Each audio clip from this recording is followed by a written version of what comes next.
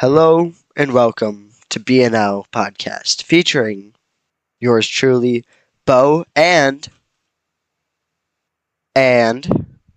Logan. Logan.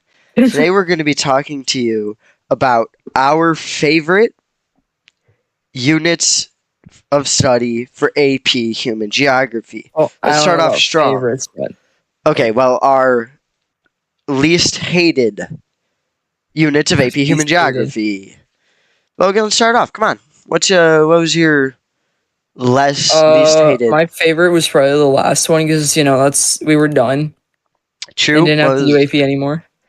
That is an extremely valid statement.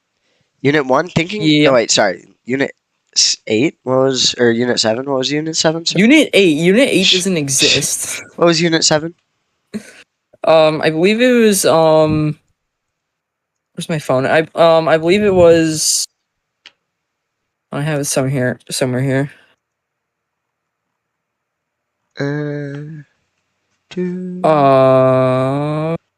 Economic development of cities. Okay, you're gonna have to hold that out for the whole time. But economic development of cities. Academic. Yes. Academic.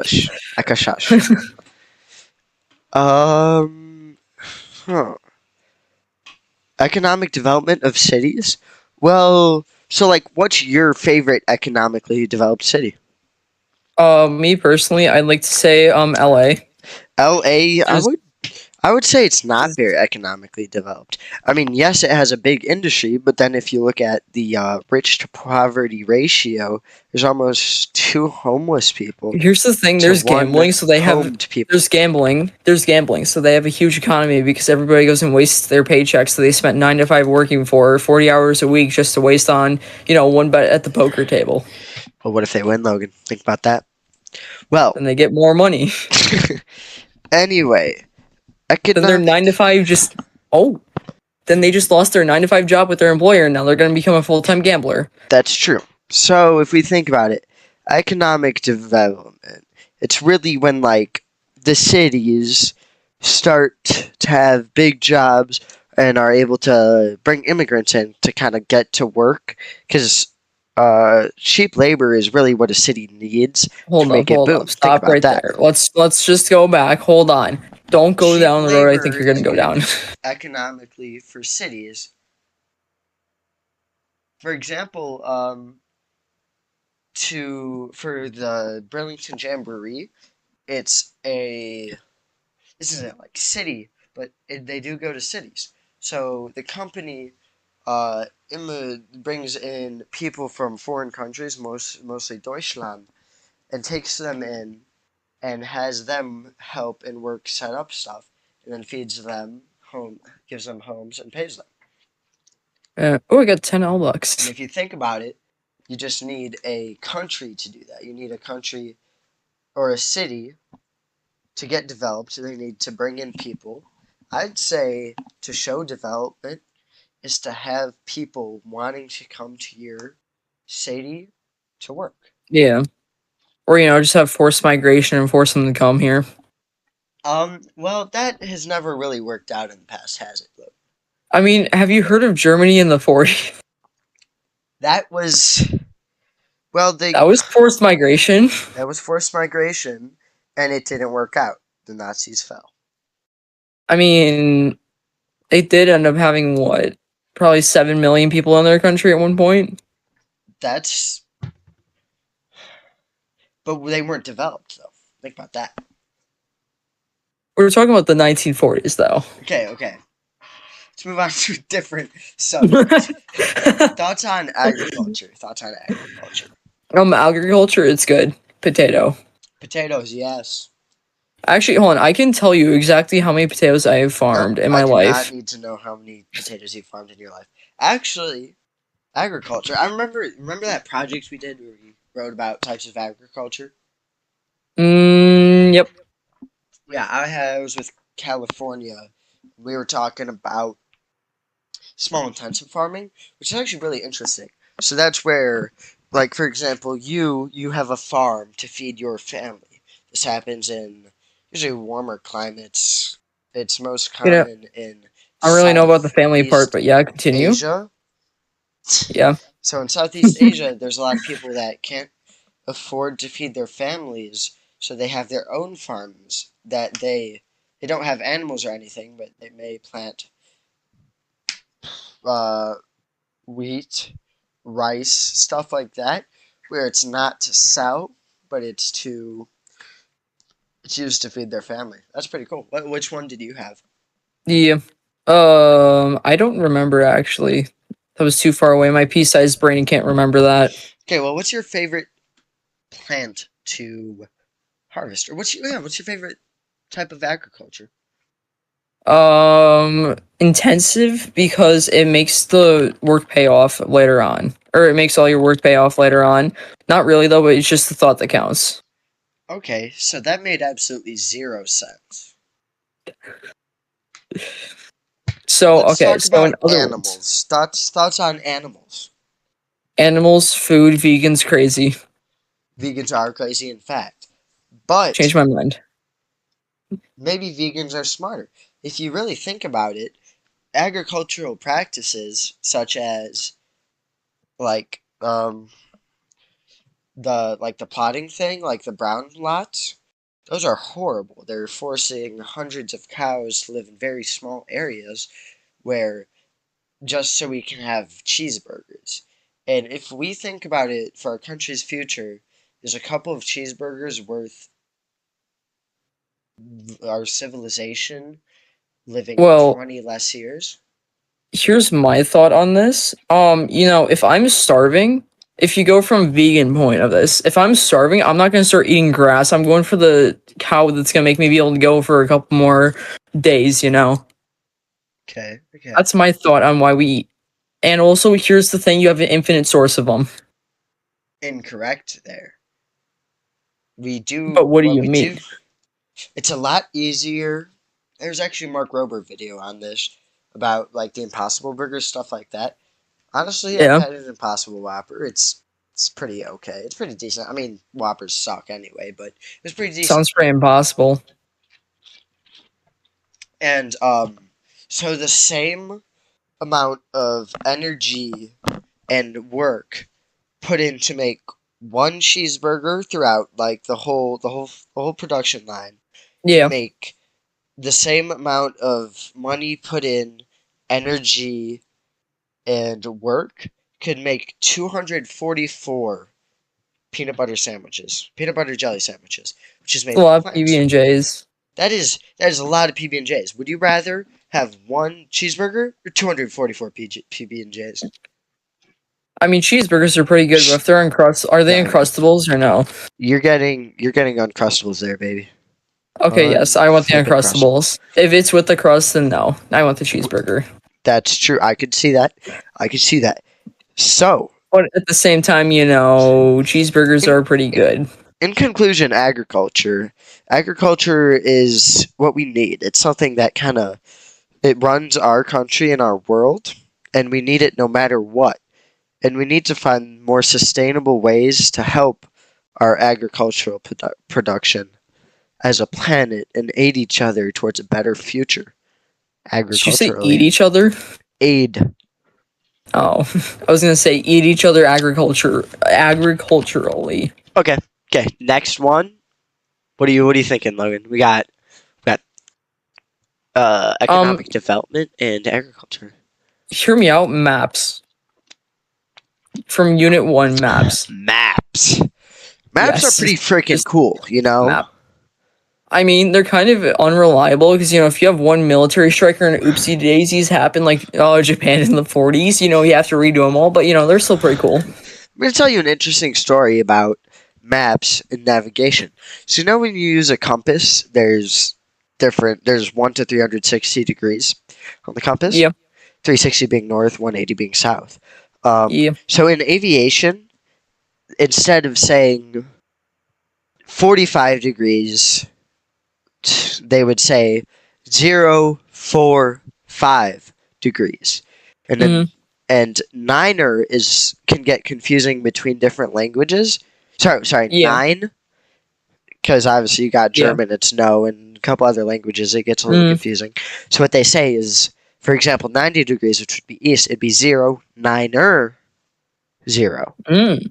It's pretty interesting So like, is that aviation where the navigation. is that where the 49ers came from?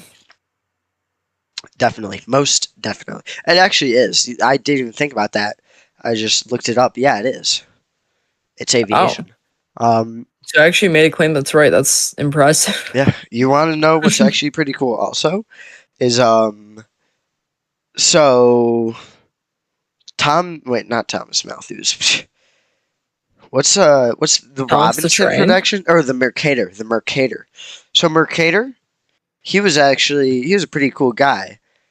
And when he mapped the world, he used many other people before him's maps I and mean, tried to here's the make the thing. most accurate map, except it's a little distorted upon the poles. So you'll see Alaska is ginormous, Yeah. North Canada is huge, stuff like that. Here's the thing. Just thinking about it. I just lost my train of thought. Maps. Yeah. It's about the. Oh yeah. You're saying he was kind of a cool dude. He made maps for a living. That is cool.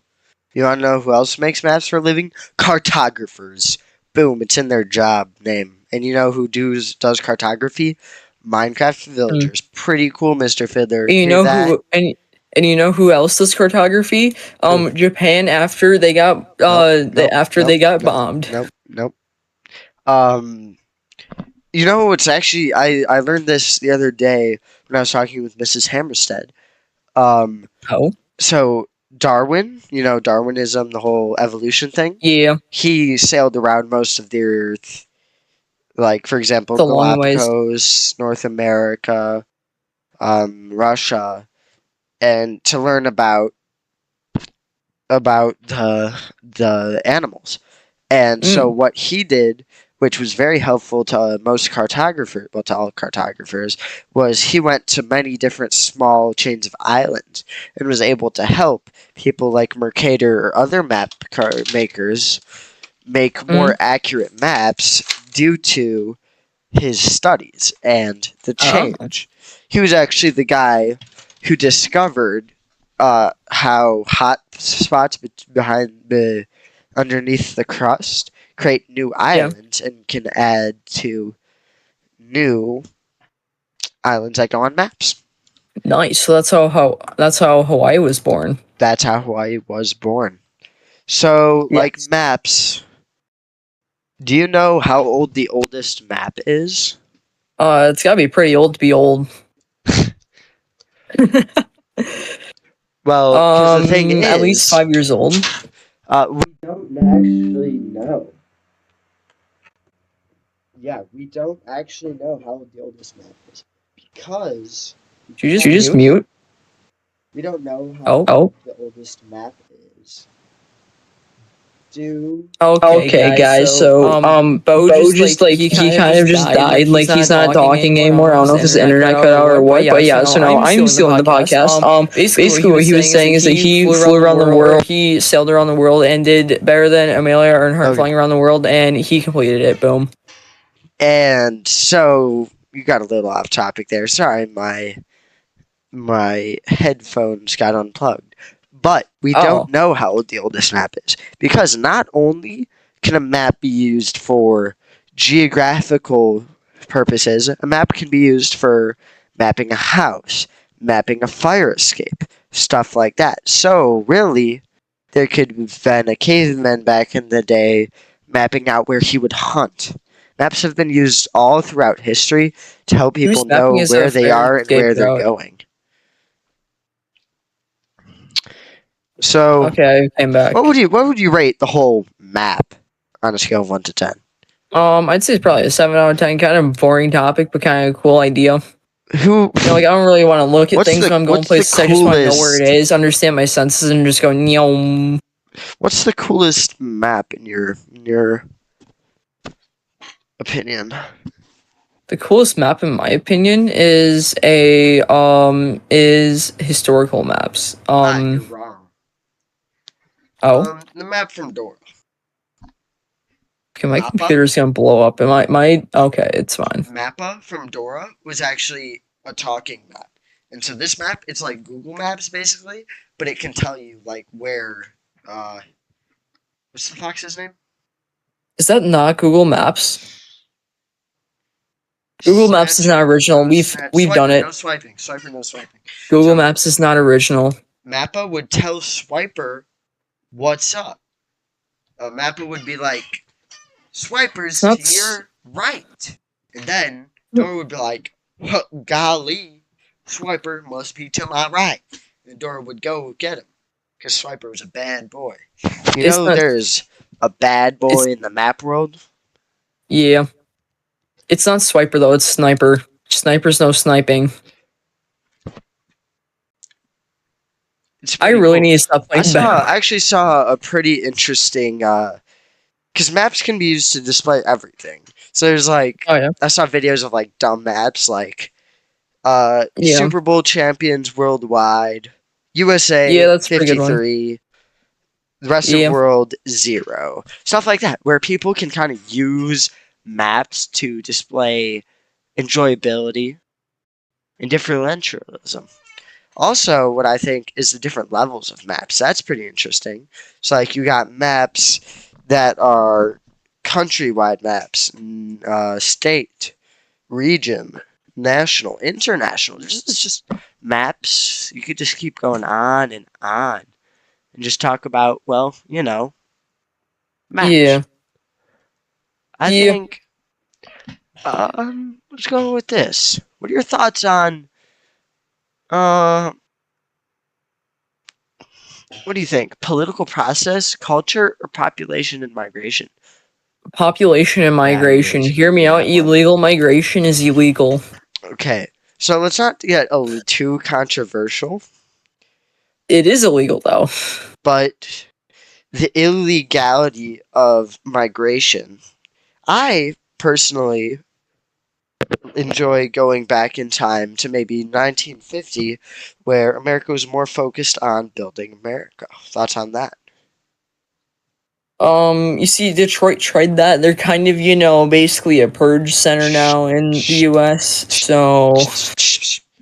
So I think what America has to do to build a better America and maybe to stop population migration, not population, where we want more Americans. If we kind of just like closed off the country for a good 15 years and just kind of didn't let too many people in, unless it's of great importance, we can work to build America stronger instead of being a weak shelter to other people, So you're saying you basically want to strangle us because we cannot survive by ourselves unless we have most Chinese sweatshops or whatever just do the work for us. That's what we got to do. We got to work towards making it able so America doesn't have to rely on any other countries. Because if we're always stuck relying on other countries, we'll never be able to prosper. Well, yeah, but we're just worried about paying the kids overseas like 5 cents an hour and then sell it for like a whole entire 9 to 5 job salary for a whole week over here. That's true. Whereas maybe we could bring them to this country and pay them a good minimum wage at $7.50 an hour. You see here, there's these people called homeless people in America, and they need a job so they can actually get back on their feet and start doing stuff. So, if we just build a huge shop, we can just have them make stuff. Would this shop include multiple sweaty people? I'm gonna plead the fifth on that one. Would this shop of people sweating, could you abbreviate the name of it to a sweatshop? I mean, I guess you could, but let's make it not as sweaty. Well, let's talk about migration around the world. Well, also population. So let's think about it. What country has the greatest population? Obviously India. Nope. It's not. It's China. Yeah, that's what I meant. Sure. Okay. So China has the greatest population, but why? Why do you think? Because you see here, they never said stop doing that, and then just boom, it was like wham. It's like in Minecraft, if you accidentally give villagers no. Okay, we're ending it there. But so China never had anti-natalist policies to make people not want to procreate and have more children.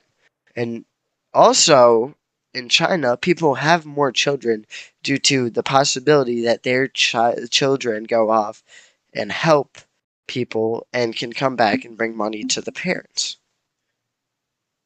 So hear me out. Here's what we do. Just let me go here for a second. Here's what we do. We make it about $100,000 to take the child out of the hospital, unless you have an at-home birth, obviously. But then we still make childcare be ridiculously expensive, so they physically can't afford it. I actually don't like that idea. Let's steer away from that idea. So, but what if? So, actually, if you look at the world today, there are a lot of immigrant workers in America and other areas where they work, and they send maybe 75% of their paycheck back to their families because they are trying to get their families to come. Because if they can come, they'll have a support system in the country where they can all work and support each other. So, like, here's the thing, why don't they just come here and then do basically what they're doing, so then they have, like, what? Double or however many, like, if you have a family of 4 and you have the father come here, just have all 4 of them go here, even though the kids are young, so you have 4 times the amount of, money coming in. Well, that costs too much money. Plus, on the other hand, looking at what we were saying before, do we really want to be having hundreds of thousands of 4 people families coming to America just to get some jobs? I mean, hey, answer me this real quick. What is going on in Wyoming? There's nothing going on in there. That's so true. If we just, Wyoming, I don't think build, Montana's a real state. I think it's made up by Hannah. You're saying Montana is not a real state? Yeah, I think Hannah made it up. So think. Hear me out. I think if we could bring people to.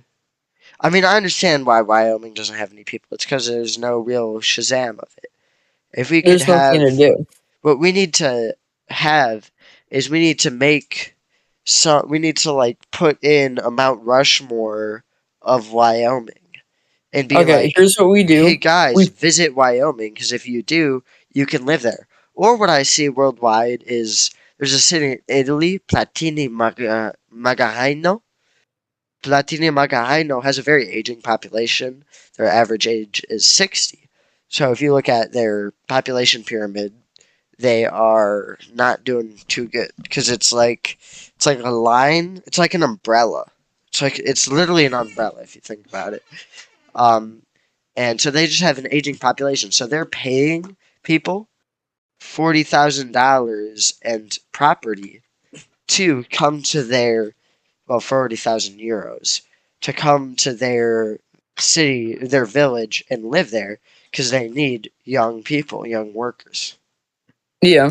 So if we're like encouraging people, if we build some stuff in Wyoming and we're like, hey, like, we could build casinos, make it like Las Vegas, make it a tourist capital of America. Be like, dude, you go to Wyoming last week, dude? That was so cool. We got to visit the statue of Jesus. Like, think about it. Yeah. Rio de Janeiro, Brazil, you know that huge statue of Jesus? Mm-hmm. What if we build one of those in Wyoming, but it's like of some hillbilly guy? It's a Paul Bunyan statue. Think about that. And then it'll improve migration and the population of Wyoming.